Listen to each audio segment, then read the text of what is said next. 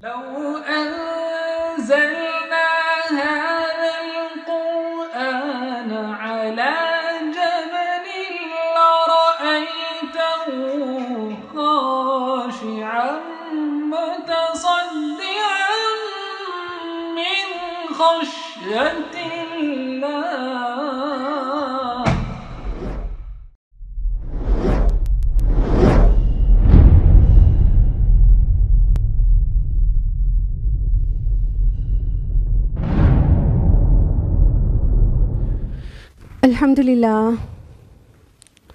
الحمدللہ وحدہ والصلاۃ والسلام علی من لا نبی بعد واعوذ باللہ من الشیطان الرجیم بسم اللہ الرحمن الرحیم شہر رمضان الذی انزل فیہ القرآن ھدی للناس وبینات من الھدی والفرقان.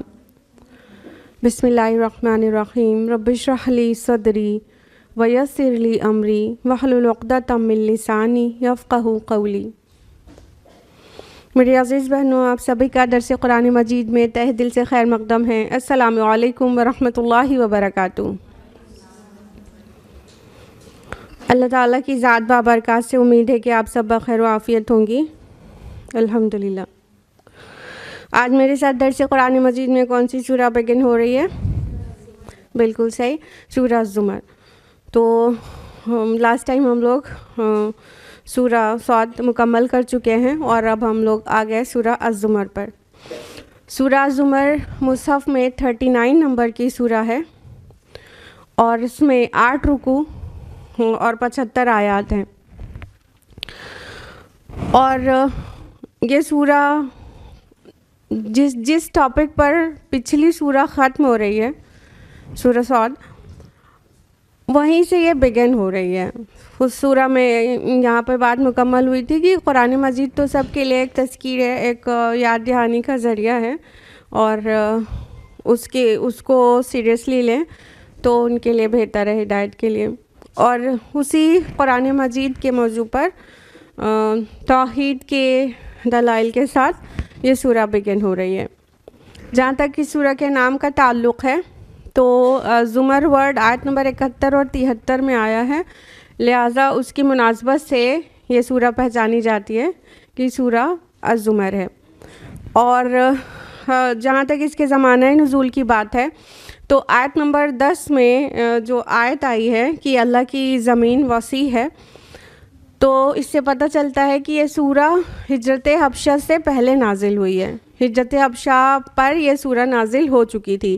یعنی تاریخی پس منظر یہ تھا کہ مشرکین نے رسول اللہ صلی اللہ علیہ وسلم اور صحابہ کا جینا دشوار کر کے رکھا تھا مکہ میں، اور حالات یہ آ گئے تھے کہ وہاں ٹھیک سے اللہ تعالیٰ کی عبادت کرنا ممکن نہیں بچا تھا، اور لوگوں کو خیال آنے لگے تھے کہ یہ جگہ چھوڑ کے جانا پڑے گا، جبکہ مکہ اتنا سبھی کو محبوب شہر تھا. تو سورہ میں اشارہ آ گیا کہ اللہ کی زمین وسیع ہے، تو مطلب اب ہجرت کیا جا سکتا ہے. تو اس کے بعد یہ سورہ کے نزول کے بعد ہجرت حبشہ پیش آئی تھی، تو اس لیے بہت اطمینان کے ساتھ اس سورہ کا زمانہ نزول متعین ہو جاتا ہے. موضوع اور مضمون کے لحاظ سے یہ سورہ کا جو ایکسس ہے، جو بالکل سینٹر ہے، وہ ہے توحید. اور توحید کے مختلف دلائل دیے گئے ہیں اس سورہ میں قرآن سے ریلیٹ کر کے، اور ظاہر آخرت تو اس میں رہتی ہی ہے. توحید اور آخرت کا بیان یوزولی ایک ساتھ ہی آ جاتا ہے. تو بہرحال سب سے جو اہم اس کا پیغام ہے وہ ہے توحید. اللہ تعالیٰ کو ایک مانو، اور اگر تم نے ایسا نہیں کیا تو تمہارا ہی نقصان ہے. یہ سورہ کو سمجھانا مقصود ہے، اس سورہ کے ذریعے اللہ تعالیٰ کو سمجھانا مقصود ہے. بس یہ چھوٹی سی تمہید کے بعد باقاعدہ سورہ کا آغاز کرتے ہیں. اعوذ باللہ من الشیطان الرجیم بسم اللہ الرحمن الرحیم. تنزیل الکتاب من اللہ العزیز الحکیم. اس کتاب کا نزول زبردست اور دانا کی طرف سے ہے. تنزیل لفظ کا معنی ہوتا ہے نہ صرف آہستہ آہستہ گریجولی نازل ہونا، بلکہ اس کے معنی میں خود بخود شامل ہے کہ بہت ہی اہتمام کے ساتھ اترنا۔ تو کتاب اللہ قرآن مجید کو ہمیشہ سے ہی کتاب کی حیثیت حاصل ہے، یعنی ابھی پورا نازل نہیں ہوا تھا قرآن، تب سے بھی اس کو کتاب کی ہی حیثیت حاصل ہے۔ تو اللہ تعالیٰ فرما رہے ہیں کہ اس کتاب کا جو نزول ہے وہ بہت ہی اہتمام کے ساتھ کیا گیا ہے، اور کرنے والا کون ہے؟ من اللہ، اللہ کی طرف سے نازل ہوا ہے۔ تو اللہ تعالیٰ نے نازل کیا ہے، یعنی ان کانٹیکسٹ کہیں تو مشرکین عرب سے یہ کہا جا رہا ہے کہ یہ نبی صلی اللہ علیہ وسلم کی اپنی بنائی ہوئی کوئی چیز نہیں ہے، اور نہ ہی آپ نے نازل کروائی ہے، بلکہ اللہ تعالیٰ نے نازل کی ہے، اور نہایت اہتمام کے ساتھ تدریجاً نازل کی ہے۔ انزال اور تنزیل میں یہی ڈفرینس ہے، قرآن کے نزول میں انزال بھی ورڈ آئے گا، تنزیل بھی آئے گا۔ انزال کا مطلب ہوگا ونس ایٹ اے ٹائم نازل ہونا، جو بھی ہوا ہے قرآن کا، یعنی کہ اب وہ سمائے دنیا پر، عالم بالا سے سمائے دنیا تک وہ ایک بار میں پورا نازل ہو گیا ہے۔ اور وہ رات کون سی تھی؟ لیلۃ القدر۔ تو وہ تو ایک بار میں قرآن کا پورا فرشتوں کے حوالے کیا گیا، اور سمائے دنیا تک وہ نازل ایک بار میں ہوا ہے۔ لیکن سمائے دنیا یعنی یہاں سے فرسٹ ہیون جو ہے، سمائے دنیا سے نبی صلی اللہ علیہ وسلم کے قلب اقدس پر رفتہ رفتہ آہستہ آہستہ تھوڑا تھوڑا کر کے 23 سالوں میں نازل ہوا ہے۔ تو یہ تنزیل ہے۔ تو انزال بھی ہوا ہے قرآن کا، تنزیل بھی، اور تنزیل نہ صرف دھیرے دھیرے تھوڑا تھوڑا کر کے اترنے کو کہتے ہیں، بلکہ بہت ہی اہتمام کے ساتھ اتارے جانے کو کہتے ہیں۔ تو اللہ تعالیٰ فرما رہے ہیں کہ یہ قرآن مجید جو نازل ہوا ہے نا، یہ نبی صلی اللہ علیہ وسلم کا بنایا ہوا کلام نہیں ہے، نہ انہوں نے نازل کروایا ہے، بلکہ اللہ نے نازل کیا ہے۔ اور صفات یہاں کیا بیان کی گئی؟ اللہ کون ہے؟ العزیز الحکیم، جو بہت ہی زبردست ہے اور بہت ہی حکمت والا ہے۔ العزیز الحکیم سے کیا پتہ چل رہا ہے؟ قرآن مجید کے نزول کے متعلق بات ہو رہی ہے، وہ یہ کہ اللہ تعالیٰ زبردست ہے، ایبسولیوٹ اتھارٹی ہے، بہت پاورفل ہے۔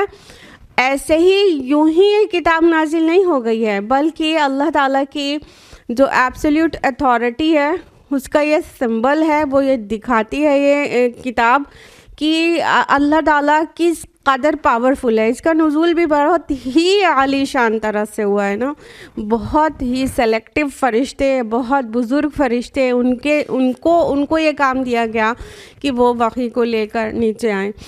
تو یہ اللہ تعالیٰ زبردست ہے، اور تو یہ انکار کریں گے تو اس کا یہ مطلب نہیں ہے کہ وہ اللہ کی پکڑ سے باہر چلے جائیں گے، بلکہ وہ سائملٹینیسلی الحکیم بھی ہے، اس لیے اس کی حکمت کا تقاضا یہ ہے کہ ان کو مہلت دی جائے۔ تو اس لیے جو انکار کرنے والے ہیں وہ یہ نہ سمجھیں کہ وہ اللہ کی پکڑ سے بچ جائیں گے اس کی کتاب کا انکار کر کے، بلکہ اللہ کی حکمت یہ ہے کہ انہیں مہلت تو دی جائے، ان کو اپنی اپنی زندگیوں کے برابر مہلت دیا جائے۔ اور جب کمپلشن ہوتا تو پھر ٹیسٹ کوئی نہیں تھا، تو یہ تو ٹیسٹ ہے اور غیب پر ایمان لانا ہے۔ تو اس لیے اللہ تعالیٰ کی صفات الحکیم یہاں پر بیان ہوئی۔ ساتھ میں یہ بھی ضرور پتہ چل رہا ہے کہ یہ کتاب جو ہے وہ الحکیم نے نازل کی ہے، تو اس کتاب میں جو بھی غوطہ زنی کرے گا وہ حکمت کے نہ جانے کتنے آبشار دیکھے گا کہ حکمتوں سے بہت زیادہ پر ہے یہ کتاب۔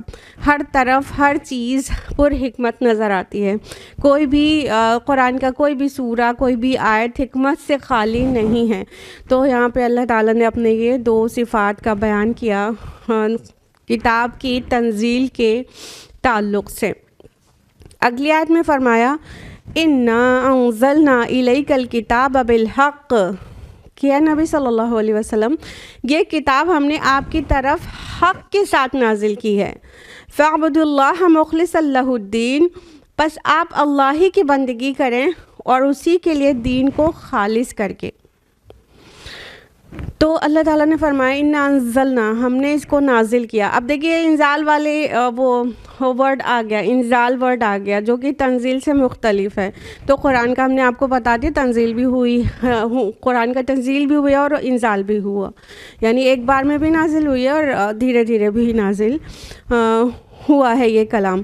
تو اللہ تعالیٰ نے فرمایا کہ ہم نے نازل کیا ہے آپ کی طرف حق کے ساتھ. یہاں پہ حق بہت معنی خیز ہے. ایک تو حق کے ساتھ کا مطلب یہ ہو گیا کہ یہ سچائی کو لے کر نازل ہوا ہے، اس میں جو کچھ ہے وہ حق ہے، سچ ہے، ٹروتھ ہے، بلکہ فیکٹس ہیں. اور ساتھ میں حق کا یہاں پہ معنی یہ بھی ضرور ہوا کہ یہ کتاب بے مقصد نہیں ہے، با مقصد ہے. حق کے ساتھ مطلب بے مقصد نہیں ہے. حق کا جو وہ آتا ہے کنٹراسٹ، وہ باطل آتا ہے نا، تو یہ باطل مقاصد سے نہیں ہے اور عبث نہیں ہے، بے مطلب نہیں ہے، بے فائدہ نہیں ہے، بلکہ با مقصد طریقے سے یہ کتاب نازل ہوئی ہے. یعنی اس کے پیچھے جو ہدایت انسانی جو اس کا آبجیکٹیو ہے وہ ہے، بے مقصد نہیں نازل ہوئی. اگرچہ کتابیں نازل نہیں ہو اور رسول نہیں بھیجے جائیں تو انسان روز آخرت حجت کرے گا کہ ہمیں بتایا تو ہوتا، ہمیں وارن تو کیا ہوتا، ہمیں کوئی تو بتانے والا آتا، آپ کی طرف سے کوئی پیغام تو آتا. تو یہ وہی پیغام ہے جو روز آخرت اسپیچ لیس کر دے گا کہ اب آ گیا نا پیغام، اب صحیح غلط واضح کر دیا نا. پیچھے آیا ہے کہ العزیز الحکیم کی طرف سے ہے کہ اتنے زبردست طریقے سے ہے اور اس میں حکمت کی اتنی باتیں ہیں کہ پہچاننا کچھ بھی دشوار کام نہیں ہے. تو اب آ گیا نا حق کے ساتھ پیغام اللہ تعالیٰ کی طرف سے. جو نبی لے کر آئے ان کا کردار، ان کا اخلاق، ان کا اطوار، ان کے معاملات، ان کی ہر چیز روز روشن کی طرح آیا ہیں کہ وہ کبھی جھوٹ بولنا نہیں، تو اللہ ہی کے نام پہ جھوٹ کیوں بولنے لگ جائیں گے. تو بہت واضح ہے، سب کچھ واضح ہے کہ یہ کتاب حق کے ساتھ نازل ہوئی ہے با مقصد طریقے سے. تو سب سے پہلے نبی صلی اللہ علیہ وسلم خود مکلف ہے کہ اس کی جو دعوت ہے اس پر لبیک کہیں، اور اس کی سب سے بڑی دعوت جو ہے، جو اس قرآن کا ایکسس ہے، وہ ہے فاعبد اللہ، کہ بس عبادت کرو اللہ ہی کی. اللہ تعالیٰ ہی ہمارا خالق ہے، ہمارا مالک ہے، ہمارا پروردگار ہے، تو عبادت بھی خالص اس کی ہی ہونی چاہیے، مخلص اللہ الدین، دین کو اس کے لیے خالص کر کے. یہاں پر دین کا جو مقصد ہے اور دین کا جو معنی ہے وہ اکثر مفسرین کے نزدیک اطاعت ہے. تو اب اطاعت اللہ کے لیے خالص ہونی چاہیے اور اس میں ملاوٹ نہیں ہونی چاہیے. اطاعت اللہ کے لیے خالص ہو اور عبادت صرف اس کی ہو. عبد کا مطلب جانتے ہیں نا سبھی لوگ؟ عبد کا مطلب ہوتا ہے غلام، سلیو. وہ سلیو جس کے پاس آقا کے حکم کے علاوہ کوئی آپشن موجود نہ ہو، یعنی آقا نے جو حکم دے دیا ہے اسے ماننا ہی ماننا ہے. پھر بہت ہی عبادت میں یہ مفہوم بھی شامل ہے کہ وہ بہت ہی محبت اور بہت دلی آمادگی کے ساتھ ماننا ہے، من مار کے نہیں ماننا ہے. من مار کے تو ظالم حاکم کا حکم مانا جاتا ہے نا، مجبور تو ہوتا ہے انسان ماننے پر، خوش نہیں رہتا، لیکن دل جو ہے نہیں راضی رہتا مگر ماننا پڑتا ہے. یہ ماننا پڑنے والے انداز میں اللہ کی مانی تو وہ عبادت وہ نہیں کہلائے گی. عبادت وہ ہے جو اللہ کی فرما برداری نہایت تو محبت اور ذوق و شوق کے ساتھ دلی آمادگی کے ساتھ کیا جائے، اس کو عبادت کہتے ہیں. تو اللہ تعالیٰ کہہ رہا ہے کہ اسی کی بندگی کرو. اللہ نے تو انسان کو اور جنوں کو پیدا ہی اس لیے کیا نا. سورہ الذاریات سورہ نمبر 51 آیت نمبر 56 میں فرمایا وَمَا خَلَقْتُ الْجِنَّ وَالْإِنسَ إِلَّا لِيَعْبُدُونَ. ہم نے انسانوں اور جنوں کو نہیں پیدا کیا مگر صرف اپنی عبادت کے لیے. تو اللہ تعالیٰ تو ہمارا خالق ہے، وہ حکم دیتا ہے تو ہمیں چوں چرا کرنے کی ضرورت ہی نہیں ہے، کیونکہ ہم اس کے بنائے ہوئے ہیں، اسی کا دیا ہوا کھاتے ہیں، اسی کے نگہبانی پہ ہم پرورش پا رہے ہیں. ہماری ایک ایک سانس، ہماری ایک ایک دھڑکن اللہ کی اکثر محتاج ہے. تو پھر وہ جو حکم دے گا وہ ہمیں ماننا، اس کے علاوہ چوں چرا کرنے کا ہمارا کوئی رائٹ ہی نہیں بنتا ہے. ٹیکنیکلی ہمارا کوئی رائٹ نہیں بنتا ہے کہ ہم اللہ تعالیٰ سے کسی چیز کا سوال یوں کریں کہ یہ تو میرا حق ہے، یہ آپ کو دینا ہوگا. ہمارا تو کوئی حق ہی نہیں ہے، اس نے تو ہمیں بنایا ہے، اس لیے سارے حقوق اس کے ہیں. حالانکہ اللہ تعالیٰ اپنے بندوں سے بہت محبت کرتا ہے، اس لیے غلطی ہو جانے پہ معاف بھی کرتا رہتا ہے. لیکن وہ خالص عبادت کو پسند کرتا ہے، اطاعت خالص کو پسند کرتا ہے. ایسی بہت ساری احادیث ہیں جس کے مفہوم میں یہ بات شامل ہے کہ اگر اللہ تعالیٰ کے رضا کے علاوہ بھی کسی کی رضا مقصود رہے گی تو وہ عمل، وہ عبادت، وہ کوئی بھی نیکی قبول نہیں ہوگی. یعنی کہ جب اللہ تعالیٰ کے لیے کیا جائے گا تو اسے قبول ہے، کیونکہ وہ دینے میں، پیدا کرنے میں، رزق دینے میں، ان سب چیزوں میں اکیلا ہے نا. اس نے اکیلے دیا ہے، کسی کے سپورٹ سے، کسی کی ہیلپ سے تو نہیں دیا ہے. یا تو سب نے مل کر تو ہمیں نہیں دیا زندگی اور رزق رسانی، سب نے مل کر تو نہیں کیا. تو پھر عبادت میں کسی اور کو کیوں ملایا جائے گا، اور نیتوں میں اور رضا میں کسی اور کو کیوں شامل کیا جائے گا. تو ایسے جتنے بھی سوال نبی صلی اللہ علیہ وسلم سے کیے گئے کہ اللہ کے رسول اس چیز میں کوئی اگر چاہتا ہے کہ اللہ بھی راضی ہو جائے اور ساتھ میں یہ بھی راضی ہو جائے یا یہ بھی کام ہو جائے تو کیا وہ اللہ اسے قبول کرے گا یا وہ صحیح ہے؟ تو اللہ کے رسول یہی والی آیت پڑھتے ہیں کہ اللہ تعالیٰ عبادت کو خالص پسند کرتا ہے، لہٰذا اخلاص بہت ضروری ہے. اخلاص سمجھتے ہیں نا، پیورٹی کو کہتے ہیں. کہتے ہیں خالص دودھ والے سے جھگڑا کرتے ہیں آپ لوگ، خالص دودھ کیوں نہیں لا کے دیتے؟ تو ہمیں تو ہر چیز خالص چاہیے رہتی ہے. اب سرسوں کا تیل ہے تو ہمیں خالص چاہیے. تو یہ خالص کا مطلب کیا ہوتا ہے؟ خالص کا مطلب جس میں کوئی امپیورٹی نہ ہو اور ملاوٹ نہ ہو کوئی. تو اللہ تعالیٰ جس نے صرف اکیلے ہی ہم کو پیدا کیا اور ہمارے رزق رسانی کر رہا ہے، ہمارے نگہداشت کر رہا ہے، وہ اگر ہم کسی اور کی رضا بھی شامل رہے کہ وہ بھی راضی ہو جائے اور اللہ بھی راضی ہو جائے تو فنش ہے نا. وہ کام اللہ کو نہیں پسند ہے، وہ نہیں چاہیے، وہ مقبول نہیں ہے اللہ کے یہاں. اللہ کے خالص عمل پسند ہے، وہی قبول ہوتے ہیں. تو عمل میں اخلاص ہونا چاہیے، اطاعت اور عبادت میں اخلاص ہونا چاہیے، وہ خالص پیور ہونا چاہیے، امپیورٹی یا ایڈلٹریشن نہیں ہونا چاہیے، تب اللہ تعالیٰ اس کو پسند کرتے ہیں. تو دیکھیے کتنا پیارا انداز ہے کہ اپنے نبی کو ایڈریس کر کے یہ بات کہی. تو جب سب سے پہلے نبی صلی اللہ علیہ وسلم خود اس کا چیز کے مکلف ہیں کہ وہ دین کو اللہ کے لیے خالص کر کے اس کی اطاعت اور عبادت کریں، تو پھر باقی سب تو ڈیفینیٹلی ہیں. تو ہر چیز اللہ کے نبی نے کر کے دکھائی ہے اور ہمارے لیے ایک اچھا نمونہ ہے. جیسے کہ سورہ احزاب سورہ 33 آیت نمبر 21 میں واضح بالکل صاف کہہ دیا گیا، لَقَدْ كَانَ لَكُمْ فِي رَسُولِ اللَّهِ أُسْوَةٌ حَسَنَةٌ، کہ بے شک اللہ کے رسول میں آپ کے لیے عمدہ نمونہ موجود ہے.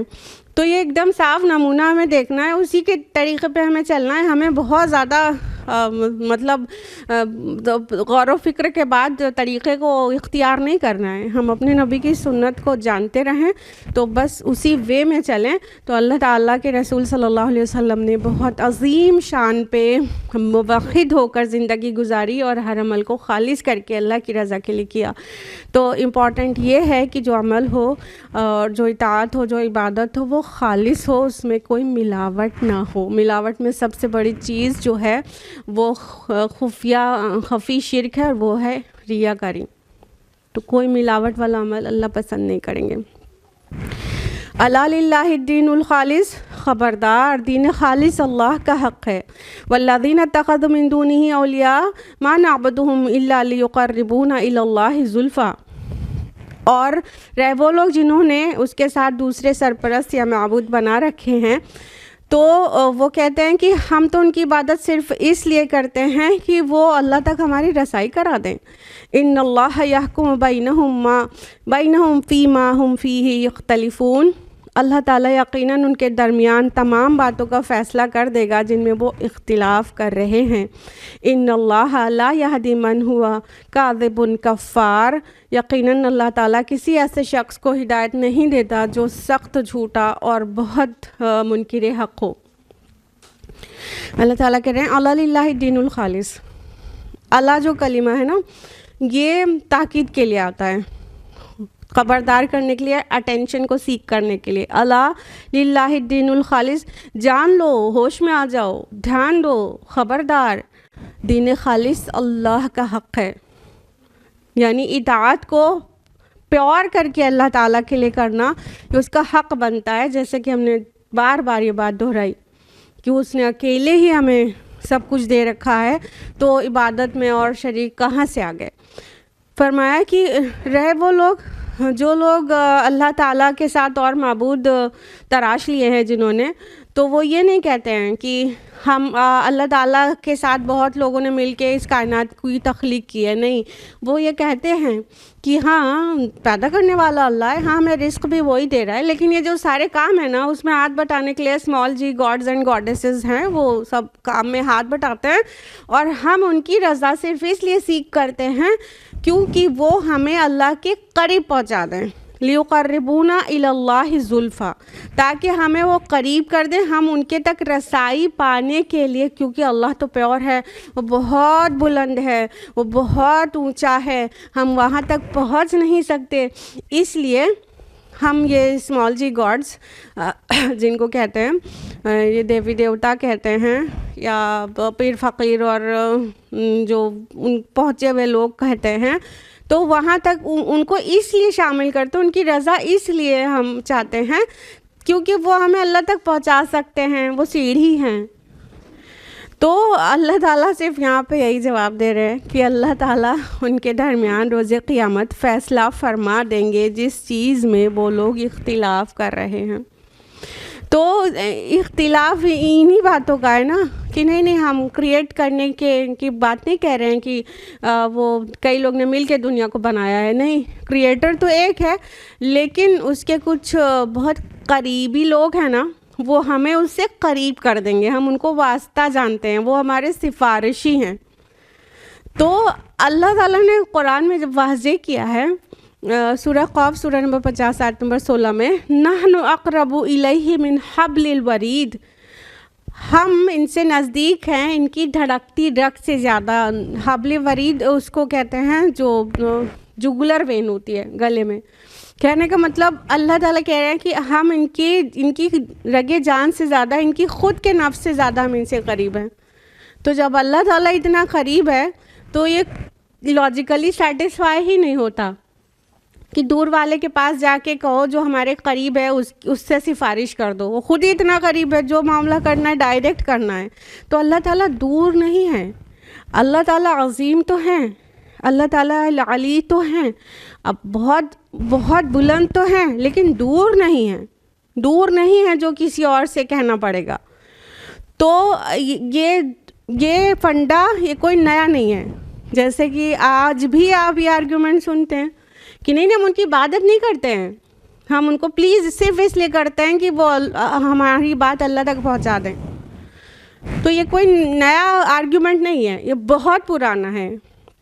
تو مشرکین مکہ بھی جو اتنے سارے 360 بت رکھے ہوئے تھے خانہ کعبہ میں، اور جو بت پرستی تھی اس کے پیچھے یہی فنڈا تھا، وہ ہر خاص چیز کو اللہ ہی کی طرف منسوب کرتے تھے، ان کو اس میں کوئی اعتراض نہیں تھا کہ بنانے والا وہی ہے اور رب وہی ہے اور قسمتوں کو بنانے والا اور سب وہی ہے، لیکن اب چھوٹے چھوٹے ڈپارٹمنٹس دوسروں کو دے رکھے تھے کہ اولاد کے لیے ان کے پاس چلے جاؤ، اور وہ کاروبار کے لیے ان کے پاس چلے جاؤ، نوکری لگنے کے لیے ان کے پاس چلے جاؤ، بارش کے لیے ان کے پاس چلے جاؤ، مطلب ایک چھوٹے چھوٹے ڈپارٹمنٹس جو دوسروں کو دے رکھے تھے۔ تو ایسا تو بالکل بھی نہیں ہے پورے سسٹم میں اللہ تعالیٰ کے، اور ہر کتاب جو آسمانی ہے وہ توحید کے ساتھ نازل ہوئی ہے، یہ چیز ہمیشہ ان کامن رہی ہے۔ ہر شریعت میں الگ الگ رسولوں کی شریعت میں قوانین بدلے ہیں، لیکن یہ بیسک رول تو کہیں نہیں بدلا ہے۔ تو اللہ تعالیٰ کہہ رہے کوئی نہیں، تم آ جاؤ، تمہارے درمیان جو بھی اختلافات ہیں اس کے سارے کے فیصلے ہو جائیں گے. اور اللہ تعالیٰ ہدایت نہیں دیتا کس کو جو سخت جھوٹا ہو اور جو سخت منکر حق ہو، اس کو ہدایت نہیں دیتا. یعنی گھر بیٹھے کوئی یہ نہیں کہہ سکتا جب اللہ ہدایت دے گا، اگر ہم غلط ہیں تو جب اللہ ہمیں ہدایت دے گا تو ہم بھی ہدایت پر آ جائیں گے. ہمیں کیا کرنا ہوگا؟ ہمیں سچا ہونا ہوگا. جو انسان شرک کرتا ہے وہ سب سے بڑا جھوٹ اپنے آپ سے بول رہا ہے. وہ اپنے آپ سے جھوٹ بول رہا ہے، کیونکہ جو ہماری فطرت ہے نا وہ توحید کا درس دیتی ہے. اندر فطرت کے اندر سے آواز شرک کی نہیں آتی ہے، توحید کی آتی ہے. تو وہ اندر کی اپنی آواز کو دبا رہا اور اپنے آپ کو جھٹلا رہا ہے. تو وہ انتہائی جھوٹا ہوا. اپنے آپ کو جھٹلائے گا، پھر اسے سامنے آنے والی چیزوں کو جھٹلانا ہی پڑے گا. کیونکہ اللہ تعالیٰ فطرت کے عین مطابق حکم دیتے ہیں. تبھی تو سورہ انبیاء میں کہا فیہ ذکرکم، اس کتاب میں تمہارا ہی ذکر ہے، تمہاری باتیں ہیں. تو جو چیز فطرت میں جو کوڈنگ ہے وہی کوڈنگ قرآن میں بھی ہے. تو جب ہم فطرت کی کوڈنگ کے خلاف، فطرت سے جو آوازیں آتی ہیں جب تک کہ اسے مسخ نہ کر دیا گیا ہو، کسی کی فطرت اگر پرورٹڈ ہے تو جا کے پھر وہ اندر سے آواز آنا بند ہوگی. لیکن اگر جس کی فطرت صاف ہے تو اس کی اندر کی آواز توحید کی ہوگی. کسی کو جنگل میں چھوڑ دیا جائے اور اس کے پاس کوئی ٹیچر نہ ہو اور کوئی تربیت اس کی نہ کی جائے تو جانتے ہیں وہ کس دین پر ہوگا؟ پولیتھیزم پر نہیں ہوگا، مونوتھیزم پر ہوگا. یعنی شرک پر نہیں، توحید پر ہوگا. کیونکہ وہ صرف فطرت کی سنے گا نا، تو فطرت اس کی رہنمائی کرے گی اور پورے آفاق میں، پوری دنیا میں، پورے ہورائزن میں یہ بات ثابت ہوتی ہے کہ ان سب کو چلانے والا ایک ہے اور ایک ہی ہو سکتا ہے، ایک سے زیادہ ہو ہی نہیں سکتا. عقلی سطح پر بھی یہی بات ثابت ہوتی ہے. تو انسان یہ ایسے کیسے کہہ سکتا ہے کہ ایک سے زیادہ خدا ہیں؟ اگر وہ ایسا کہہ رہا ہے تو اپنے آپ سے جھوٹ بول رہا ہے، پھر وہ اپنے رسول سے جھوٹ بول رہا ہے، پھر وہ لوگوں سے جھوٹ بول رہا ہے. وہ سخت جھوٹا ہے، تو کاذب ہے، وہ سخت جھوٹا اور کفار ہے. یہ کافر کے سپرلیٹو ڈگری ہے اور مبالغے کا صیغہ ہے کہ بہت زیادہ منکر حق ہے، کیونکہ وہ حق کو چھپا رہا ہے اور ساتھ میں کفر ایمان کی بھی ضد ہے. تو یہ ناشکرا بھی ہوا، کیونکہ جو شرک کرے گا نا وہ ناشکرا ضرور ہے، کیونکہ ساری نعمتیں اللہ نے دی ہے اور شکر گزاری وہ دوسروں کی بجا لا رہا ہے. کسی کے نام کی ڈیگیں چڑھوا رہا ہے، کسی کے نام کا گلک میں ڈال رہا ہے، کسی کے نام کا وہ شیرینی بانٹ رہا ہے. یہ کیا ہے؟ ناشکرا ہے، کیونکہ دیا کسی اور نے، شکرانہ کسی اور کا، تو اللہ کا سخت ناشکرا ہے. تو کفار دونوں ہی معنی دے گا اور بہت ہی سختی کے ساتھ اس میں بہت ہی مطلب مبالغے کے ساتھ یہ جو صیغہ ہے کفار کہ بہت ہی منکر حق اور سخت ناشکرا ہے. تو ہر وہ انسان جو شرک کرتا ہے اس کے روٹ میں یہ ہے. اسی وجہ سے جو کذب ہے نا، جو جھوٹ ہے نا، وہ ہمیشہ برائی کی طرف لیڈ کرتا ہے، یہاں تک کہ جہنم تک پہنچا دیتا ہے. لمبی سی حدیث آپ لوگ کو معلوم ہوگی. اور سچائی ہے نا جو، وہ ہمیشہ بھلائی کی طرف لیڈ کرتی ہے، الٹیمیٹلی جنت تک پہنچا دیتی ہے. تو جھوٹ تو سب سے پہلے اپنے اندر سے نکالنا ہوگا. جو انسان جھوٹا ہوگا نا تو پھر وہ چھوٹے ہی گناہ نہیں، بہت بڑے بڑے گناہ بھی کرنے لگے گا. لیکن جو انسان سچا ہوگا کبھی جھوٹ نہیں بولے گا، تو اتنا بڑا جھوٹ وہ تو کر ہی نہیں سکتا کہ وہ شرک کرنے لگے. تو اس لیے سچائی کو اپنانا اور جھوٹ سے بہت نفرت کرنا بہت ہی ضروری ہے. جب جھوٹ بولے گا تبھی ناشکرا بھی ہوگا. جب سچا ہوگا تو ناشکرا اور کفار تو ہو ہی نہیں سکتا ہے. تو پہلے کذب آیا ہے، کاذبن، پھر کفار آیا ہے. اللہم لا تجعلنا منہم. لو اراد اللہ ان یتخذ ولدا، اگر اللہ کا ارادہ کسی کو بیٹا کرنے کا ہی ہوتا، لاصطفیٰ مما یخلق ما یشاء، تو اپنی مخلوق میں سے جس کو چاہتا چن لیتا. سبحانہ، وہ تو اس سے پاک ہے. واللہ الواحد القہار، اور وہ اللہ اکیلا ہے اور سب پر غالب ہے اور بہت ہی طاقتور، پاورفل ہے. اللہ تعالیٰ ایک آرگیومنٹ دے رہے ہیں. انسان بہت ریشنل آرگیومنٹس چاہتا ہے نا، عقلی دلائل چاہتا ہے نا. تو اللہ تعالیٰ ایک آرگیومنٹ دے رہے ہیں کیسے اللہ تعالیٰ کا بیٹا بیٹی تم لوگ بنا لیتے ہو. مطلب مشرکین مکہ اپنے بہت سارے small g gods and goddesses کو اللہ تعالیٰ کی بیٹیاں کہتے تھے, فرشتوں کو اللہ کی بیٹیاں کہتے تھے. ان کے بہت سارے وہ گاڈیسز فیمینن ہے نا, اب ان کا نام ہے نا, نائلہ ہے اور عزا ہیں, یہ سب فیمیل بت تھے نا, تو ان کو اللہ کی بیٹیاں کہہ دینا اور فرشتوں کو اللہ کی بیٹیاں کہہ دینا. اور ابھی کل کے دن جو سیلیبریشن ہوا ہے وہ آپ جانتے ہی ہیں, مسیحی اللہ کے رسول کو اللہ کا بیٹا کہہ دیتے ہیں.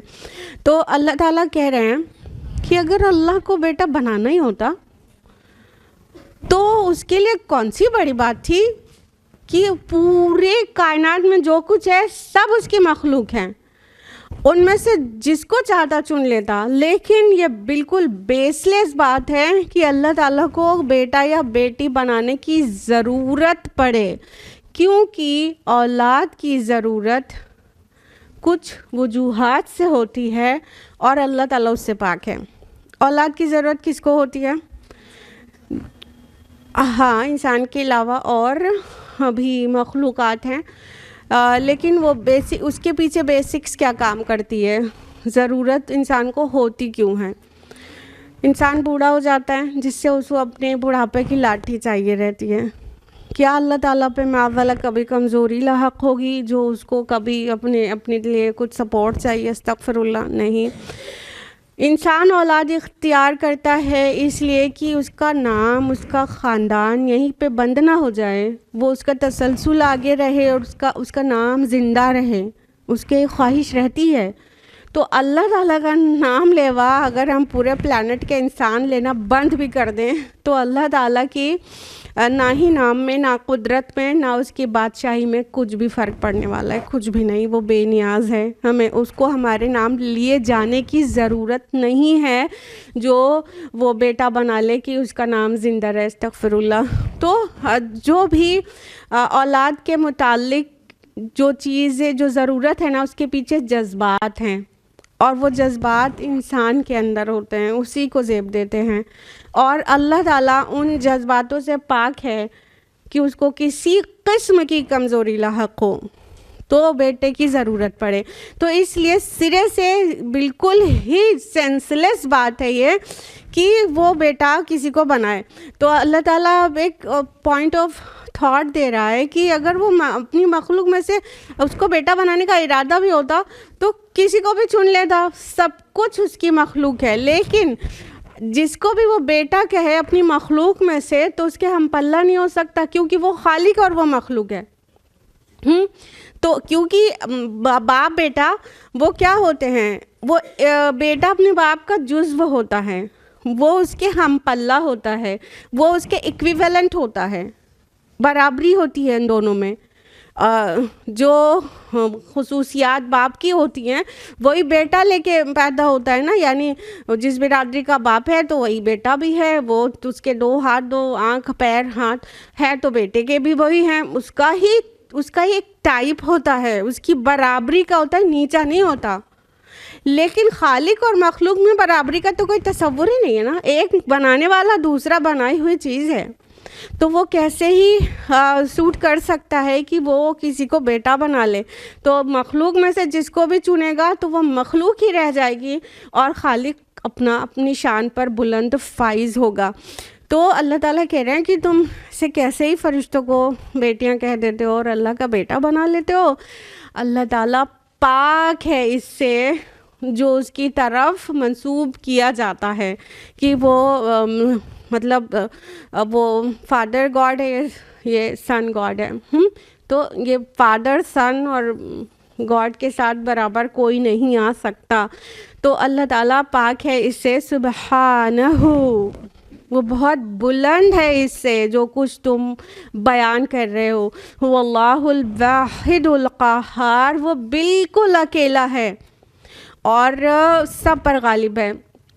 یہاں اکیلا ہونا اس بات کا ثبوت ہے کہ اس کے برابر کا کوئی نہیں ہے, اولاد نہیں ہے, بیوی نہیں ہے, کوئی اس کے ہم پلہ نہیں ہے.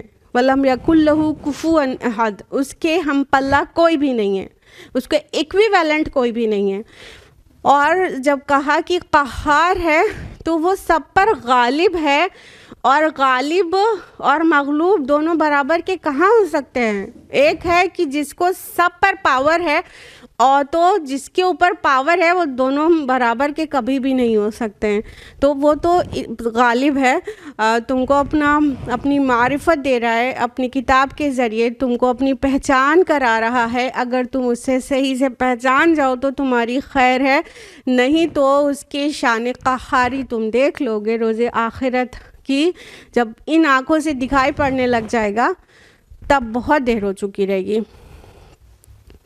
خلق السماوات والارض بالحق، اسی نے آسمانوں کو اور زمین کو حق کے ساتھ پیدا کیا ہے. یکور اللیل علی النہار، وہ دن پر رات کو لپیٹتا ہے. وَيُكَوِّرُ النَّهَارَ عَلَى اللَّيْلِ، اور وہ رات پر دن کو لپیٹتا ہے. وَسَخَّرَ الشَّمْسَ وَالْقَمَرَ، اور اس نے سورج اور چاند سب کو مسخر کر رکھا ہے. کُلٌّ یجری لِأَجَلٍ مُّسَمًّى، ہر ایک اپنے مقررہ وقت تک چلے جا رہے ہیں، جاری ہیں، متحرک ہیں. اللہ العزیز الغفار، جان لو وہ زبردست ہے اور درگزر کرنے والا ہے. اللہ سبحانہ تعالیٰ نے اپنی وحدانیت کا بیان پچھلی آیت میں کیا. اب اللہ تعالیٰ اپنی صفات کا بیان کر رہے ہیں کہ وہ جس کو ایک اکیلے عبادت کرنے کے لیے کہا جا رہا ہے تو وہ ہے کون؟ تو جان لو وہ زمین اور آسمان کا خالق ہے. اور جس نے زمین اور آسمان کو یوں ہی نہیں پیدا کیا بلکہ بالحق، حق کے ساتھ پیدا کیا، یعنی با مقصد پیدا کیا ہے. عبث نہیں پیدا کیا، باطل نہیں پیدا کیا، بے مقصد نہیں پیدا کیا. جو لوگ اللہ کا انکار کر دیتے ہیں تھرو آؤٹ، جیسے پچھلے ہفتے کی ڈیبیٹ میں آپ نے دیکھا، تو ایتھیسٹ اللہ کا انکار ہی کر دیتے ہیں، دیر از نو گاڈ. اور اتنے ہی افسوس کا مقام ہے نا کہ ڈز گاڈ ایگزسٹ، اس ٹاپک پہ مناظرہ کرنا پڑتا ہے. مطلب ایسے تو یہ سوال ہی نہیں کھڑا ہونا چاہیے تھا. اللہ کی مخلوق کو یہ کبھی بھی نہیں کہنا چاہیے تھا کہ اللہ موجود ہے کہ نہیں ہے. کوئی ایسے سوال پیدا ہی نہیں ہونا چاہیے تھا، لیکن ہو تو گیا ہے اور پرانے زمانے سے ہے. تو مسئلہ لوگوں کا یہی ہے کہ ان کو کائنات کی جو مقصدیت ہے اور انسان کا جو مقصد حیات ہے نا، وہ سمجھ میں نہیں آتا ہے. اس کو نہیں سمجھنے کی وجہ سے بالکل میسڈ اپ ہو کے وہ کہہ دیتے ہیں کہ کوئی خدا موجود نہیں ہے، یہ سب کیا ہے، نیچر ہے، نیچر میں یہ سب چیز چل رہا ہے اور نیچر میں انصاف بھی نہیں ہے. تو حق کے ساتھ جب قرآن مجید جب کہتا ہے کہ بالحق، حق کے ساتھ، تو اس کا بہت گہرا مطلب ہوتا ہے کہ بامقصد طریقے سے پیدا کیا گیا ہے. آخر تم کو اس دنیا میں بھیجنے سے پہلے پورا پلان تھا اللہ تعالیٰ کا. اس نے رکھا تھا فرشتوں کے سامنے، آدم علیہ السلام کو بنایا تھا، تو آدم کے ساتھ اور ارواح کو پیدا فرما کر ساری قیامت تک کی آدم کی اولاد کی ارواح کو پیدا فرما کر ان کے سامنے بھی پلان رکھا تھا. پھر اس کو بھلا دینے کے لیے بھی بتایا تھا کہ تم ڈورمنٹ اسٹیٹ میں چلے جاؤ گے، پھر دنیا میں پھر تمہیں غیب پر ایمان لانا ہوگا، اپنی آنکھ کان کھولے رہو گے، عقل سے کام لوگے تو چیزیں سمجھ میں آتی رہیں گی. صرف یہاں پہ نہیں چھوڑ دیا گیا، کتابیں نازل ہوں گی، رسول آئیں گے، ہدایت کا راستہ کھول کھول کر صاف بیان کر دیا جائے گا، اور یہ سب کچھ کیا گیا. تو انسان آیا دنیا میں ٹیسٹ ہونے کے لیے. جب یہ بات بھولے گا کوئی اور اس کا انکار کرے گا کہ ہم یہاں پر ایگزام کے لیے آئے ہیں، تو پورا جو مطلب کارخانہ حیات ہے وہ بے مقصد لگنے لگے گا. اور جہاں بے مقصد لگا وہاں انسان نے خدا ہی کا انکار کیا بس. تو اس لیے حق بہت معنی خیز ہے یہاں کہ اللہ تعالیٰ نے زمین اور آسمان کی تخلیق حق کے ساتھ کی ہے. آخر یہ زمین بھی ہمارے رہنے لائق نہیں تھی نا، پھر اللہ نے اسے ٹھنڈا کیا ہے، اس کو رہنے لائق بنایا ہے. اور ہمارے جینے کے لیے جو کچھ بھی ہے، اسمالسٹ جزیات سے لے کر بہت بڑی چیزوں تک، یعنی آکسیجن اینڈ فوڈ تک اور واٹر تک، یہ ساری چیز پہلے یہاں ارینج کر دی ہے تب ہمیں بھیجا ہے. اتنا کچھ ایسے ہی ہو جائے گا، بے مقصد ہو جائے گا، انسان سوچتا کیوں نہیں؟ تو اللہ تعالیٰ نے فرمایا کہ حق کے ساتھ اس نے پیدا کیا ہے اور پیدا کر کے بیٹھ نہیں گیا ہے. ایک فلسفی ایسی بھی ہے نا کہ خدا نے کائنات کو پیدا کر دیا، اب اس کو اس سے کوئی مطلب نہیں ہے، باقی سب چیزیں رول اوور ہو رہی ہیں، چل رہی ہیں، اور اس کا اس میں کوئی دخل نہیں ہے. یہ بھی فلاسفی ایگزسٹ کرتی ہے. تو قرآن مجید کیا کہتا ہے؟ نہیں، اللہ تعالیٰ کائنات کو پیدا کر کے کنارے ہو کے نہیں بیٹھ گیا ہے، بلکہ کیا یکور اللیل علی النہار، کہ دن کے اوپر رات کو لپیٹتا ہوا لے آتا ہے. یہاں جو یکور لفظ آیا ہے، کور جو ہے ٹربن کو ٹائی کرنے کو کہتے ہیں. عربز جو سر میں امامہ باندھتے ہیں اس کو گھما گھما کے باندھنے کو کہتے ہیں، کہ ایک کے بعد ایک گھما کے کسی گول چیز پر کسی چیز کو کوائل کرنا، کوائلنگ ہوتا ہے کور کا معنی. تو یہاں پر دیکھیے 1450 سال پہلے یہ بھی پورا اشارہ دے دیا گیا کہ زمین گول ہے، چپٹی نہیں ہے. پہلے فلیٹ بھی مانی جاتی تھی نا، تو گول ہے، اس پر رات اور دن کوائلنگ ہو رہی ہے اس کی. تو کوائلنگ کیوں کہا گیا یہاں پہ؟ کور لفظ کیوں آتا ہے؟ رات کو دن پر لپیٹتا ہے اور دن کو رات پر لپیٹتا ہے، کیونکہ یہ رات اور دن سڈنلی نہیں آ جاتے نا، کہ ایسے زمین ابھی روشنی کی طرف ہے تو دن ہے اور ایسے پلٹ جاتی ہے ایک سیکنڈ میں تو ایسے رات آ جاتی ہے. ایسا نہیں ہوتا نا، دھیرے دھیرے آتی ہے نا. تو جو سیٹلائٹس سے جو تصاویر ہمیں اویلیبل ہیں اس میں ہم دیکھیں تو کتنا کلیئر دکھائی دیتا ہے نا، کہ زمین کا وہ حصہ جو سورج کے بالکل سامنے وہ بالکل چمک رہا ہے اور زمین گھوم رہی ہے، اور وہ دھیرے دھیرے چمک ایک طرف بڑھتی ہے اور دوسری طرف گھٹتی ہے. اور اس طرح آدھی زمین جو ہے مطلب دن میں ہوتی ہے، آدھی رات میں ہوتی ہے. تو اس طرح کتنا صاف دکھائی پڑتا ہے سیٹلائٹ کے امیجز سے. تو اس کو یکور کہا، یکور اللیل علی النہار، وہ رات کو دن پر اور دن کو رات پر کوائل کرتا ہوا، لپیٹتا ہوا لے آتا ہے. تو یہ روز روز ہوتا ہے نا. تو اللہ تعالیٰ فری ہو کے نہیں بیٹھ گیا ہے، مطلب 6 days گاڈ نے کریٹ کیا، 7th day ہی ٹک ریسٹ، کبھی ٹیسٹ نہیں کیا. اللہ تعالیٰ پاک ہے کہ لا تأخذہ سنۃ ولا نوم، وہ اونگ اور نیند اور آرام سب چیز سے پاک ہے. اپنی طرح سوچیں گے تب اس کو سوچیں گے اس کو بھی آرام کی ضرورت ہوگی. اللہ تعالیٰ خالق ہے، ہم مخلوق ہیں، ہم نیچرل ہیں، وہ سپر نیچرل ہے، وہ ہم سے بالکل مختلف ہے، ہم اپنی طرح سے نہیں سوچ سکتے ہیں. تو اللہ تعالیٰ اس شان سے دن کو رات میں، رات کو دن میں پروتے ہوئے لے آتے ہیں. یعنی وہ بیٹھے نہیں ہیں، وہ ہر وقت ایک نئی شان میں ہیں. وہ ہماری نگہداشت کر رہے ہیں، ہماری ضروریات پوری کر رہے ہیں، یہاں تک کہ کافر کی بھی، ایتھیسٹ کی بھی، سب کی مشرک کی بھی. تو فرمایا کہ وسخر الشمس والقمر، اور سورج اور چاند کو اس نے مسخر کر دیا. سخر یسخر مسخرن کا مطلب ہوتا ہے مرضی کے بغیر کسی کو کام میں لگا دینا، ڈیوٹی پہ لگا دینا. تو مسخر کرنے کا ایک مطلب یہ ہوتا ہے کہ انسان اپنی مرضی سے اسے چلا سکتا ہے. دوسرا مطلب یہ بھی ہوتا ہے کہ وہ اس کی خدمت میں ہے، چاہے اپنے کنٹرول میں ہے یا نہیں، لیکن خدمت میں ہے. تو یہ دوسرے معنی میں سورج اور چاند کے متعلق رہے گا، تو دوسرے معنی میں رہے گا. اور مسخر کرنا انعام اور چوپایوں کے لیے رہے گا تو پہلے معنی میں رہے گا کہ وہ اپنے کنٹرول میں بھی ہیں. لیکن سورج اور چاند اپنی کنٹرول میں تو نہیں ہے کہ کب سورج نکلے اور کب نہ نکلے، بلکہ وہ ہماری خدمت میں تو ہمہ وقت لگے ہوئے ہیں، اور ایک سیکنڈ کا بھی، ایک مائکرو سیکنڈ کا بھی ڈسٹربنس نہیں ہوتا. تو سب ایسے ہی چلتا چلا جائے گا بنا کسی کے سنبھالے اور بنا کسی کے آرڈر پہ، ایسے ہی چلتا چلا جائے گا. ارے اپنی ہی انسان اپنی خلقت کو دیکھ لے تو ڈی این اے کے اوپر جتنے ریسرچز کریں گے دماغ عاجز آ جائے گا اور سمجھ جائیں گے کہ یہ تو بہت حکیم ذات کا ڈیزائن کیا ہوا جینیٹک کوڈنگ ہے. ڈی این اے کے بارے میں آپ لوگ تھوڑا مطالعہ کریے صرف اللہ تعالیٰ کی قدرت کو پہچاننے کے لیے.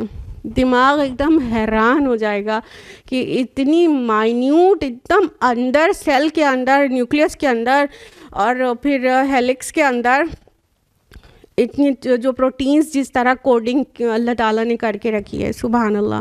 اور ہیومنز عاجز ہیں کہ اس طرح کوئی بھی ایک سیل پیدا کر لیں. تو اللہ تعالیٰ نے یہ سب کچھ ہماری خدمت میں لگایا ہوا ہے. فرمایا کہ کل یجری لاجل مسمى، یہ ایک وقت مقررہ تک یہ سب اپنا جاری ہیں، ایک تو کلو یجری سے بھی یہ نقطہ بھی نکلتا ہے کہ یہ جو موشن اور ریولیوشن ہے یہ سب لوگوں کا ہے. کلن فی فلک یسبحون بھی آتا ہے نا سورہ یاسین میں اور سورہ انبیاء میں. تو ہر ایک موشن میں ہے, کوئی اسٹیشنری نہیں ہے. آج ایسٹرونامرز بتا رہے ہیں کہ خلا میں کوئی بھی چیز اسٹیشنری نہیں, رکی ہوئی کوئی بھی چیز نہیں, سب چل رہے ہیں. یجری یہاں پہ آ گیا, کلو یجری, سب چل رہے ہیں, سب جاری ہیں, سب حرکت میں ہیں. لیکن لاجل مسمى, ایک وقت مقررہ تک. کچھ سال پہلے تک سائنٹسٹ مانتے نہیں تھے یہ بات کہ کبھی سب کچھ ختم ہو جائے گا. اب جا کے آپ دیکھیں ماڈرن ریسرچز اس بات کو ثابت کر رہے ہیں. اب ایسٹرونامرز مانتے ہیں کہ یہ جو سورج ہے نا یہ بھی ایک دن بجھ جائے گا, اور یہ جو ساری حرکتیں چل رہی ہیں خلا میں وہ ساری رک جائیں گی, بلاسٹ ہو جائے گا, ختم ہو جائے گا. یعنی وہ انڈائریکٹ میں قیامت پر ایمان لانے لگے ہیں, لیکن اپنی سائنس کی بنیاد پر, وحی کی بنیاد پر نہیں, لیکن ماننے لگے ہیں. قرآن واضح کہتا ہے ہر چیز ایک وقت مقررہ تک چل رہی ہے, جب وہ ایک فائنل الٹیمیٹ آ جائے گا تو یہ رک جائے گا سب کچھ. اللہ العزیز الغفار, تو جان لو وہ بہت زبردست ہے. یعنی یہ سسٹم بہت ہی بڑی اتھارٹی کا باندھا ہوا حساب ہے, لیکن غفار, وہ غفور بھی ہے, وہ معاف کرنے والا بھی ہے. تم اس درمیان میں اتنی غلطیاں کرتے ہو تب بھی یہ پورا سسٹم بھی چل رہا ہے, تمہاری ضروریات بھی پوری ہو رہی ہے, کیونکہ وہ معاف کرنے والا بھی ہے. تو معاف کرتا رہتا ہے, تب جا کے تم کو ہر وقت نہیں پکڑ لیتا. سورہ نحل اور سورہ فاطر میں یہ آیت موجود ہے کہ اگر اللہ تعالیٰ تمہارے کسی بھی تمہارے گناہوں کے عوض تمہیں پکڑنا اسی وقت شروع کر دے تو اس زمین پر ایک بھی جاندار کو نہ چھوڑتا, کوئی بچتا ہی نہیں. تو اللہ تعالیٰ فوراً نہیں پکڑتا کیونکہ وہ بہت ہی معاف کرنے والا بھی ہے. اور سب سے پہلے آگے وہ الحکیم ہے, تو اس کی حکمت کا یہی تقاضا ہے کہ وہ درگزر کرے یہاں تک کہ جب اس کو اپنا پورا امتحان دے لے تب آنسر شیٹ اس سے لے. جب بچے جس طرح ایگزامینیشن ہال میں کوئی چھوٹی موٹی غلطی کرتے رہتے ہیں, ان سے پوچھ لیا ان سے پوچھ لیا, تو آنسر شیٹ ہاتھ سے نہیں لے لیتے نا, اسے اگنور کرتے کہ پورا ایگزام دے لے. تو جب ہم بھی پورا ایگزام دے لیں گے تب ہمارا نامہ اعمال سبمٹ ہو جائے گا, پھر اس کے بعد جواب طلبی ہوگی. خلقکم من نفس واحدہ, اس نے تمہیں ایک جان سے پیدا کیا. ثم جعل منها زوجها, پھر اس سے اس کا جوڑا بنایا. وانزل لکم من الانعام ثمانیۃ ازواج, اسی نے تمہارے لیے مویشی میں سے 8 نر اور مادہ پیدا کیے. یخلقکم فی بطون امہاتکم خلق من بعد خلق فی ظلمات 3, وہی ہے جو تمہاری ماؤں کے پیٹوں میں تم کو پیدا کرتا ہے, ایک خلقت, ایک شکل کے بعد دوسری شکل میں 3 اندھیروں میں. ذالکم اللہ ربکم لہ الملک, یہ ہے اللہ تمہارا رب, اسی کی بادشاہی ہے. لا الہ الا ہو, اس کے علاوہ کوئی بھی معبود نہیں. فَأَنَّا تُصْرَفُونَ, تم کہاں پھرائے جا رہے ہو. اب اللہ تعالیٰ نے اپنی شان تخلیق کو مزید اپنے اراؤنڈ کی چیزوں میں, ابھی تو آسمانوں میں بیان کیا, پھر اب ہمارے اندر بیان کیا کہ وہ کون ہے, وہ تمہارا خالق ہے. اس نے تمہیں ایک جان سے پیدا کیا. کس کی طرف اشارہ ہے؟ چلیے غنیمت ہے کہ آپ لوگوں کو سوچنا نہیں پڑا. آدم علیہ السلام, آدم علیہ السلام فرسٹ مین ہیں, تو پہلے ان کو پیدا کیا, پھر ثم جعل منها زوجها, پھر ان سے ان کے زوج, ان کے پیر کو پیدا کیا. کس کو؟ حوا سلام علیہا. تو آدم علیہ السلام حدیث میں آتا ہے, اس میں تو نہیں آتا کہ ایک پسلی سے پیدا ہوئی, لیکن حدیث میں آتا ہے کہ اللہ تعالیٰ نے آدم علیہ السلام کی پسلی سے حوا کو پیدا کیا, تو ان سے حوا کو پیدا کیا تاکہ وہ دونوں میں کمنالٹی رہے, ایک دوسرے, مطلب جس طرح اللہ تعالیٰ نے آدم علیہ السلام کو مٹی سے بنایا تھا, اسی طرح مٹی کا ایک پتلا اور بنا کے ویسے بھی بنا سکتے تھے, اللہ کی مرضی. لیکن اللہ تعالیٰ نے آدم علیہ السلام کو اکیلے پیدا کیا, پھر ان سے حوا کو پیدا کیا, تو دونوں میں جو وہ دونوں ہم جنس ہو گئے. مطلب انسان ہم جنس کے ساتھ ہی سکون حاصل کرتا ہے نا. انسان انسانوں کے ساتھ سکون میں رہے گا. انسان بندروں کے ساتھ رہے اگر 1 سال تک اور کوئی انسان نہ رہے, خالی بندر ہی بندر رہے, تو کیسے ہی اسے سکون ملے گا. ہاں, اور آدم علیہ السلام کو کھیلنے کے لیے ایک بندر بھی نہیں دے دیا گیا تھا نا کہ ایک بندر کے ساتھ کھیلیں بس. نہیں, جب وہ تنہا انہوں نے محسوس کیا تو اللہ تعالیٰ نے ان کی جنس کا ایک اور تخلیق کری, لیکن ان کے ہی پسلی سے کی. تو دونوں میں کیا ہے, کمنالٹیز ہیں.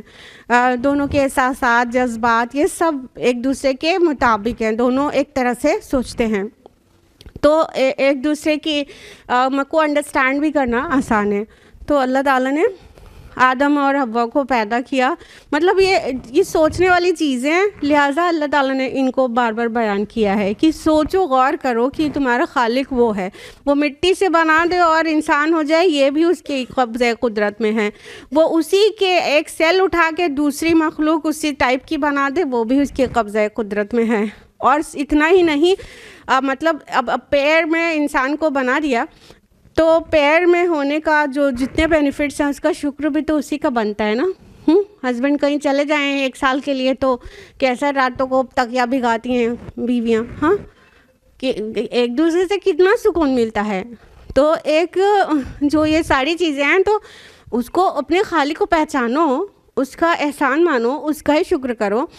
اور فرمایا کہ تمہارے لیے صرف تمہاری جنس کا ایک کپل نہیں بنا دیا, بلکہ تمہاری ضرورت کی اور چیزیں بھی اسی نے پیدا کی ہیں. کیا یہاں پہ کہا گیا کہ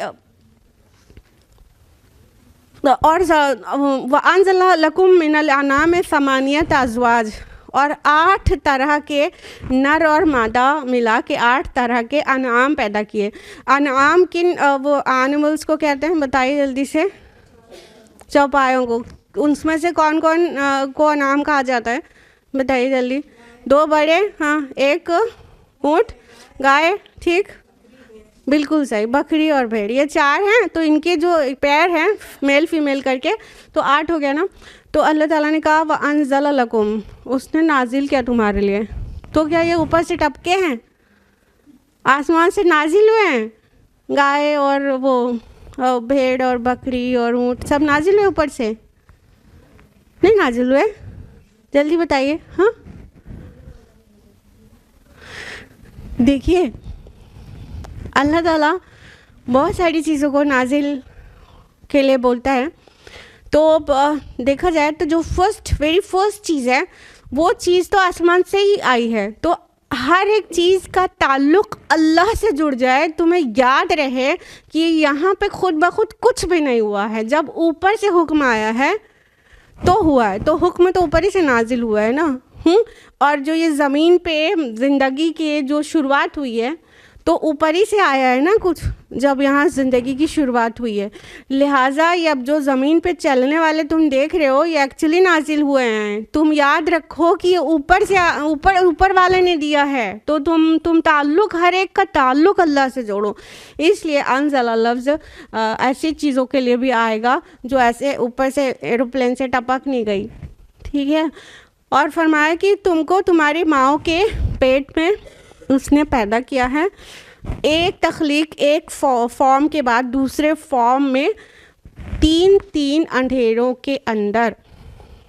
یعنی غور کرو, تم کس خدا کا انکار کرتے ہو جو تم پہلے کچھ بھی نہیں تھے, پھر تمہیں فارم دیا, اور کہاں پہ دیا؟ تمہاری ماؤں کے پیٹوں کے اندر. یہ بھی بہت ہی, دیکھیے شب و روز یہ چیزیں ہو رہی ہیں تو ہمیں نارمل لگنے لگتی ہیں, but nothing is normal at this plant. ہر ایک چیز عجوبی ہے, ہر ایک چیز غور و فکر کرو تو بہت عجوبی معلوم ہوتی ہے. وہ ہم روز دیکھتے ہیں جو چیز, اس کو نارمل سمجھ لیتے ہیں. نہیں, اس میں اللہ تعالیٰ کی وحدانیت کے راز چھپے ہوئے ہیں. تو اللہ تعالیٰ کتنا عظیم کاریگر ہے کہ اس نے ماں کے پیٹ کے اندر پہلے ایک سیل تھی, 2 سیلز نے مل کے زائگوٹ بنایا, اور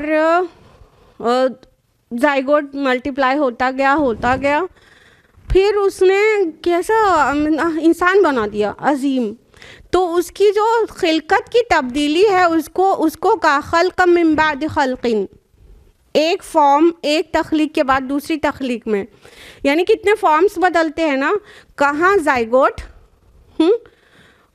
2n زائگوٹ، اور پھر اس کے ملٹیپلیکیشن ہونے کے بعد سیل ملٹیپلائی ہوتی ہے کچھ دیر کے بعد کا جو فارم رہتا ہے وہ بالکل الگ رہتا ہے. پھر وہ علقہ، پھر مدغہ، پھر ہڈیاں بنتی ہیں، زامہ، پھر لحمہ، گوشت اس کے اوپر چڑھایا جاتا ہے. پھر ثم انشأناه خلقا آخر، پھر تمہیں دوسری ہی تخلیق میں اتنا بیوٹیفل سا بچہ بنا کے نکال دیا.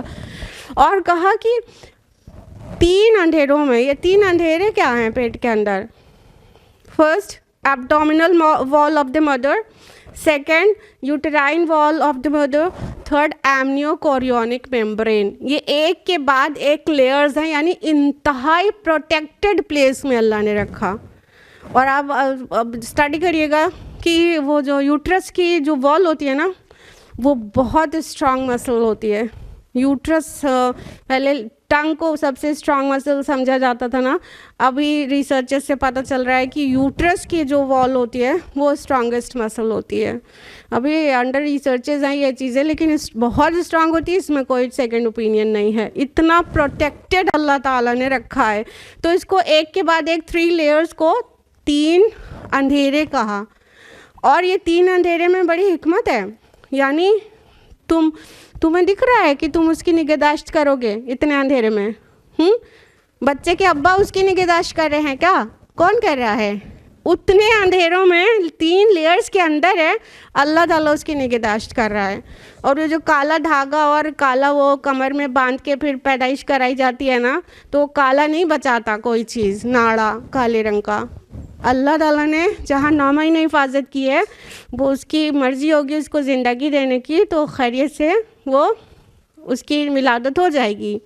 تو اللہ تعالیٰ نے 3 اندھیروں میں اس کا علم ہے. یہاں پر غور کرنے کی بات یہ ہے کہ اس کا علم وہاں تک ہے جہاں تم نہیں دیکھتے. اب جا کے الٹراسونوگرافی اور کئی ٹیکنالوجی آ گئی ہے نا کہ ہاں اسکرین پہ بیٹھ کے دیکھ رہے ہوتے ہیں مما ابا دونوں لوگ ڈاکٹر کے ساتھ، ہے نا. وہ بہت دیر میں آئی ہے، تب بھی وہ ڈاکٹر پورا ہر وقت اسکرین لگا کے اس کی نگہداشت کر سکتا ہے کیا؟ یہ اللہ ہے جس نے پیدا بھی کیا اور جو پال بھی رہا ہے اور اس کی نگہداشت بھی کر رہا ہے. ذالکم اللہ ربکم، یہ ہے اللہ تمہارا رب. یعنی اس کے اللہ تعالیٰ کی تمام کاریگری اور اس کی محبت کا بیان کیا گیا. پھر کہا ذالکم اللہ ربکم، یہ اللہ یہی تو تمہارا رب ہے. اب یہاں ذالکہ کہا گیا، اب آپ کہیں گے تو وہ اللہ کہنا چاہیے ہم کو صحیح ترجمہ کرنے کے لیے. نہیں، یہ اللہ ہی ہے. اور جب ھذا کی جگہ ذالکہ آتا ہے تو اس کا مطلب ہوتا ہے کہ بلندی کا بیان، شرف کا بیان. تو وہ اللہ نہیں کہا جائے گا، یہ بلندی کے لیے، تشریف کے لیے، عظمت کے لیے، بزرگی کے لیے ذالکہ آیا ہے. ذالک الکتاب لا ریب فیہ دوسری آیت قرآن کی پڑھتے نا، ھذا الکتاب نہیں لکھا ہے نا وہاں پہ بھی یہی قاعدہ لگا ہوا ہے. تو یہ اللہ تمہارا رب ہے، تم اور لہ الملک، اسی کے لیے بادشاہی ہے. جہاں ماں کے رحم کے اندر اس کی بادشاہی چل رہی ہے، وہیں پوری کائنات میں ہر جگہ ہی اس کی بادشاہی ہے، وہ اس کی ملکیت ہے. لا الہ الا ہو، اس کے علاوہ کوئی بھی معبود نہیں ہے. فَأَنَّا تُصْرَفُونَ، تم کہاں پھرائے جاتے ہو؟ تصرفون مجہول کا صیغہ ہے، پھرائے جا رہے ہو، پھر رہے ہو نہیں، پھرائے جا رہے ہو. تو یہ ایک مخفی سا لطیف سا اشارہ ہے بہکانے والوں کی طرف. لیڈرز کو ایڈریس کیا، لیڈرز کو کہا جا رہا ہے کہ یہ بہکانے والے تمہیں بہکا رہے ہیں، تم سب آنکھ بند کر کے اس کے پیچھے ہوئے لے رہے ہو. تم کہاں پھرائے جا رہے ہو؟ یا تو شیطان کی طرف کہ وہ تمہیں بہکا رہے راہ راست سے، سب کچھ تمہارے سامنے، بس غور و فکر نہیں کرتے ہو، اور شیطان تمہیں جدھر کا راستہ دکھا دیتا ہے وہیں کا راستہ ہو لیتے ہو. تو تم کہاں پھرائے جا رہے ہو؟ تمہیں سب معلوم ہے کہ یہ سب کچھ اللہ تعالیٰ کرتا ہے، لیکن تم اگر اللہ کے ساتھ کسی اور کو شریک کرتے ہو تو اس کا مطلب کوئی اور ہے جو تمہیں صحیح راستے سے غلط راستے پہ لے جا رہا ہے اور تم جا رہے ہو. ان تکفروا فإن اللہ غنی عنکم، اگر تم کفر کرو گے تو اللہ تم سے بے نیاز ہے. ولا یرضی لعبادہ الکفر، لیکن وہ اپنے بندوں کے لیے کفر کو پسند نہیں کرتا. फ़इन तशकुरू यरज़हु लकुम, और अगर तुम शुक्र करो तो वो तुम्हारे लिए उसको पसंद करता है। वला तज़िरु वाज़िरतुन विज़रा उख़रा, और कोई बोझ उठाने वाला किसी दूसरे का बोझ नहीं उठाएगा। सुम्मा इला रब्बिकुम मरजिउकुम, फिर तुमको पलटना अपने रब ही की तरफ है। फ़युनब्बिउकुम बिमा कुंतुम तअमलून, फिर वो तुम्हें बता देगा जो कुछ तुम किया करते थे। इन्नहु अलीमुम बिज़ातिस सुदूर, बेशक वो तो सीनों के अंदर की बातों को भी जानने वाला है। अब फरमाया अल्लाह ताला ने कि अगर तुम कुफ्र करो तो वो बेनियाज़ है, यानी तुम अल्लाह की इबादत करके अल्लाह को एक जान के उसके ऊपर कोई एहसान नहीं कर देते, तुम सारे के सारे इनकार कर दो तो भी वो बेनियाज़ है, उसको ज़रूरत नहीं है तुम्हारी इबादत और तुम्हारी फर्माबरदारी की यकसर ज़रूरत नहीं है। अल्लाह बेनियाज़ है और तुम फ़कीर हो। या अय्युहन्नासु अंतुमुल फुक़राउ इलल्लाह, ए लोगो वो तुम हो जो अल्लाह के मोहताज हो, और अल्लाह तो वही है गनी और सब तारीफ़ों वाला। सूरह फातिहा आयत नंबर 15। तो अल्लाह ताला को हमारी कोई ज़रूरत नहीं है। सही मुस्लिम की एक हदीस में भी आता है ना कि वो हदीस कुदसी है, बहुत लंबी सी है, बस उतना पार्ट बताते हैं। अल्लाह ताला कहते तुम्हारा अव्वल और आखिर उस शख्स की तरह हो जो प्लेनेट पे सबसे ज़्यादा नाफरमान है, तब भी मेरी बादशाह में कोई कमी वाक़ई होने वाली नहीं है। अल्लाह को हमारी ज़रूरत नहीं है, अल्लाह तो गनी है। वला यर्दा लिइबादिहिल कुफ्र, लेकिन वो बंदों के कुफ्र को पसंद नहीं करता। अब यहाँ पे वही लॉजिक आ गई जो लोग समझ नहीं पाते।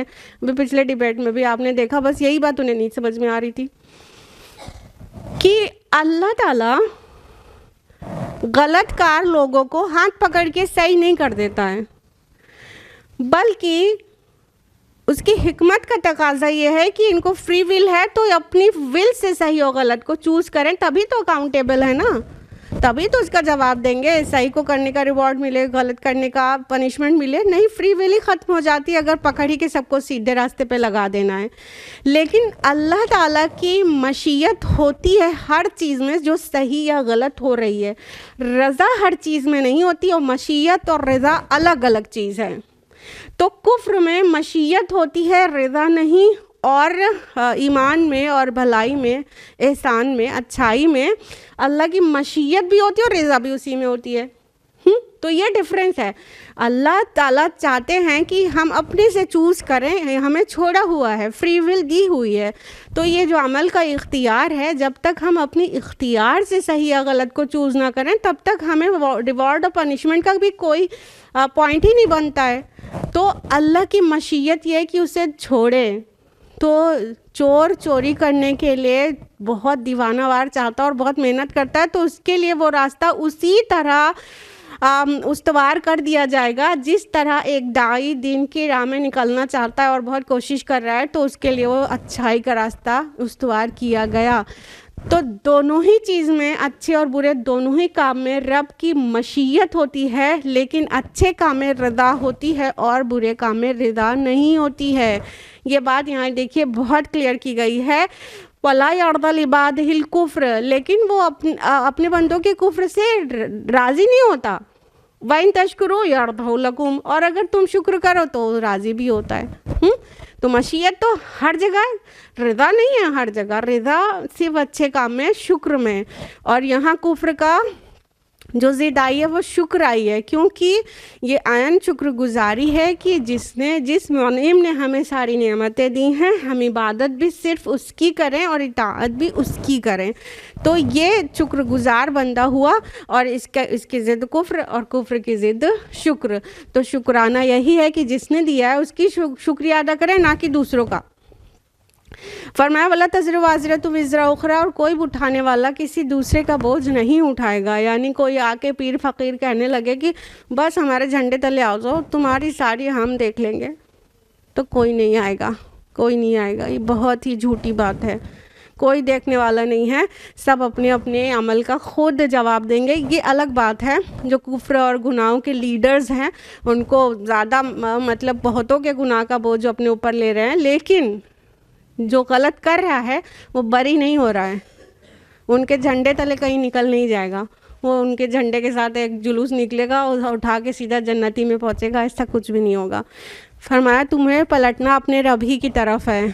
अब ये راشنل آرگیومنٹ دیا گیا، کیوں مانو گے اپنے رب کی اگر وہ خالق ہے منعم ہے، یہ سب سے نہیں سمجھ میں آیا تو اس سے سمجھ جاؤ کہ جواب دینے کے لیے اسی کی طرف جانا ہے، اب تو مان ہی جاؤ، اور پھر وہ بتا دے گا تم جو کرتے تھے۔ اختلاف ہمیشہ ہی رہا ہے دنیا میں، تو جو اختلافات تھے، جو اچھا برا انسان کر رہا تھا، جو عمل کر رہا تھا، اس سب کو دکھا دے گا، سب کی ویڈیو دکھا دے گا کہ کس نے کیا کیا، اور دل کے اندر بھی ہے جو اس کی بھی ویڈیو دکھا دے گا کہ یہ ہمارے دل کے اندر تھا، زبان پہ یہ تھا، اور وہ تو دل کے اندر کی بھی بات کو جانتا ہے، اس لیے وہاں پہ کچھ بھی مخفی نہیں رہے گا۔ اس لیے اس ایک اللہ کی عبادت کرنے کی طرف بلایا جاتا ہے خالص کر کے، جس کی یہ صفات ہے، جو اتنا عظیم ہے، جو اتنا بڑا ہے، جو اتنا صفات سبھی عمدہ صفات سے با تمام و کمال متصف ہے۔ اللہ تعالیٰ توفیق دے کہ ہم سبھی اپنے رب کی خالص کر کے عبادت کریں اور اس کے ساتھ کسی کو بھی شریک نہ کریں۔ اللہ تعالیٰ اس دین خالص پر ہی زندگی گزرے اور اسی پر موت آئے۔ آمین یا رب العالمین۔ وآخر دعوانا الحمد للہ رب العالمین، والسلام علیکم ورحمۃ اللہ وبرکاتہ۔